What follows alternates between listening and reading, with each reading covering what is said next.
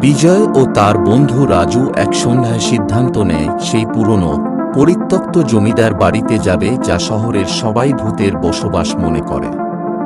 তারা দুইজন মিলে কিছু প্রয়োজনীয় জিনিসপত্র নিয়ে রওনা হওয়ার কথা ভাবছিল। রাজু, আজ সন্ধ্যায় ওই পুরনো জমিদার বাড়িতে যাওয়ার কথা ভাবছিস? সবাই তো বলে ওটা ভূতের বাড়ি বলে দূষিত, তুই কি সত্যিই যাবি? বিজয়, আমি তোদের সাথে যাব। এসব গুজবের সত্যতা জানতেই হবে।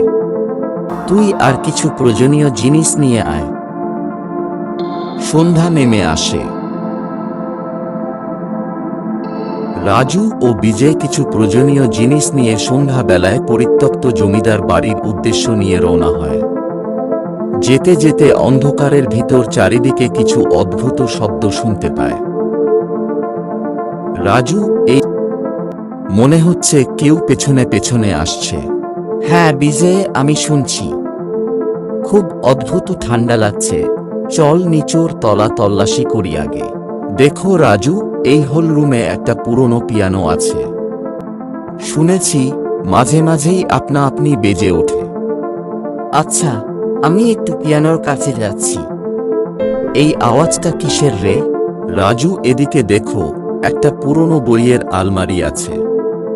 এখানে একটা চাবি লুকানো ছিল। বিজয়, চল চাবি নিয়ে দ্বিতীয় তলায় যাই। মনে হচ্ছে সেখানে কিছু গোপন আছে। রাজু, এই ছোট ঘরটা দেখো।